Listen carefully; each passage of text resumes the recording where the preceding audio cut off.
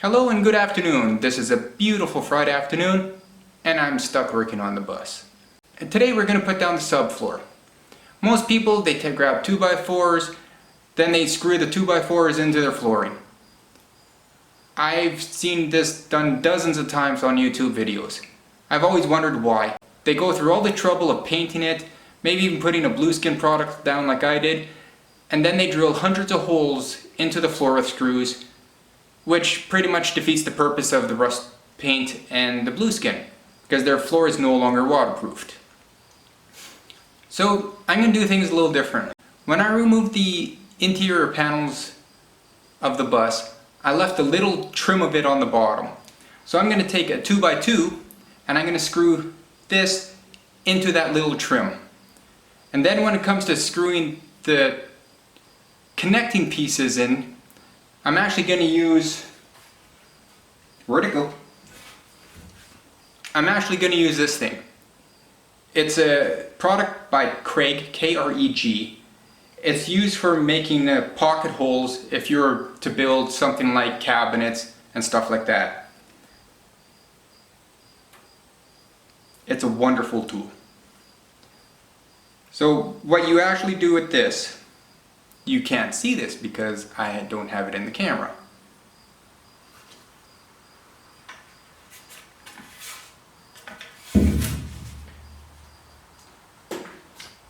What you do with this tool,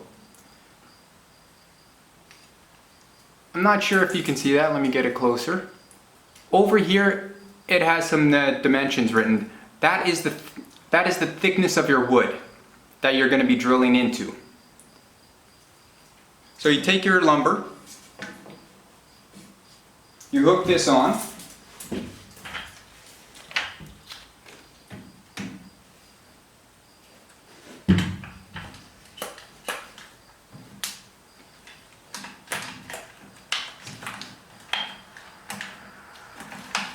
take a clamp and clamp it into place. It comes with its own special drill bit. So all you do,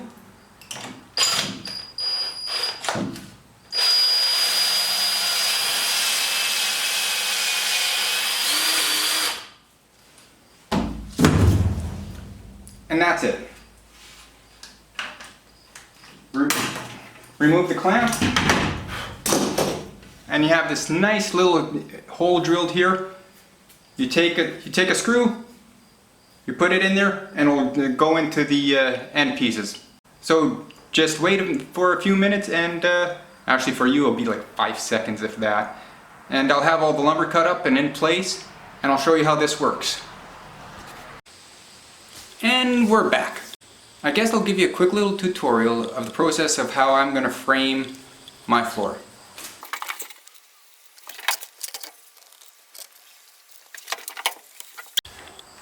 I'm using these 2-inch deck screws. They're coated so they won't rust, or they'll have less chance of rusting anyway.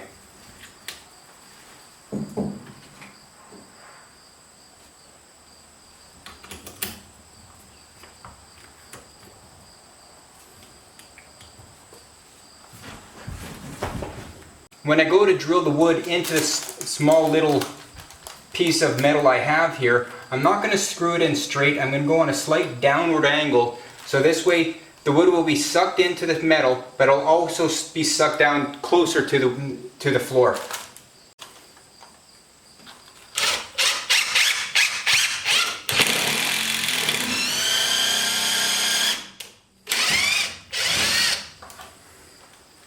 That's right.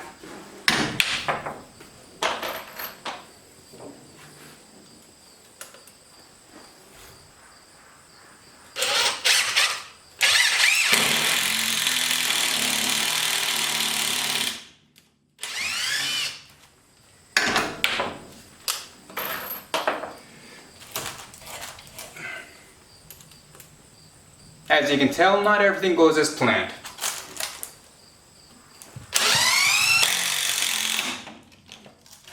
I was too close to the base of my strip of metal here to where the weld is, and the weld causes metal to become much harder to screw into.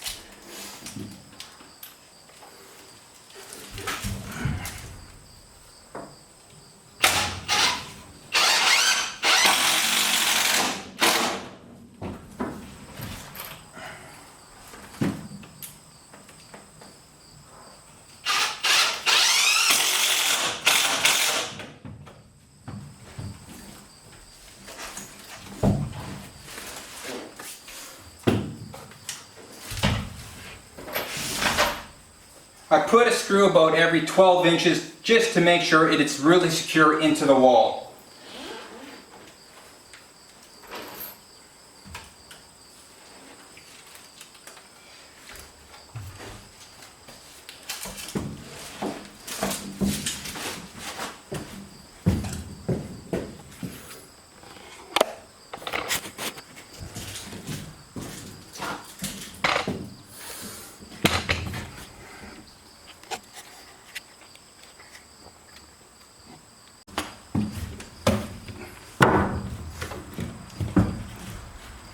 Now, in this corner, you can see that I have one of those Craig holes made.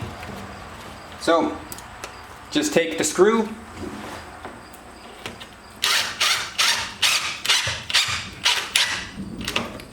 and you're secure. That's all it takes. So I'll set you up in the front of the bus, and I'll lay out everything and quickly screw this all in.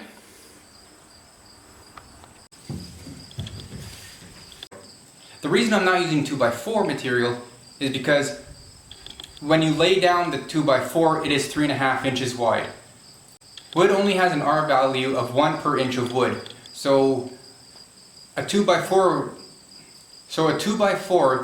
is actually 1.5 inches by 3.5 inches wide. So when you lay down the 2x4, you have 1.5 inches of material. So your R value is only 1.5. The insulation I'm using is 7.5 per 1.5 inches, or 5 per inch. Using a thinner material like 2x2 is much better than using 2x4 because you have less wood on your floor and more insulation, so there's less cold spots.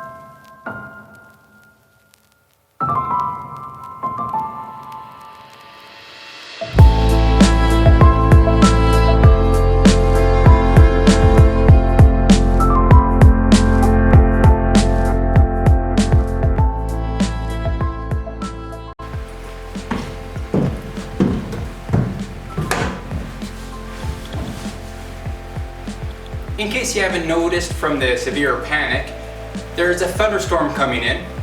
So I had to get all my insulation back inside the bus, close the windows, get my tools back into the garage.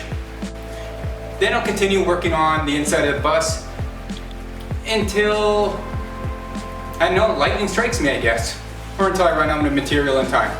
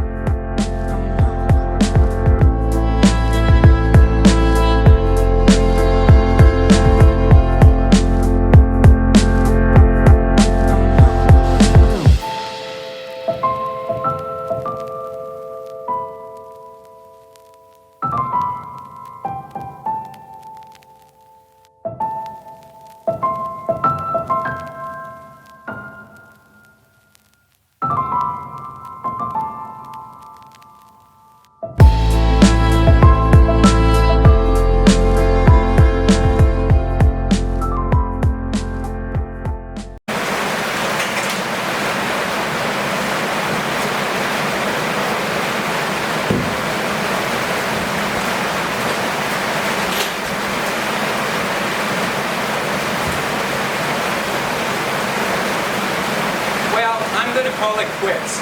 I don't even know if you can hear me that well or not, but that's it.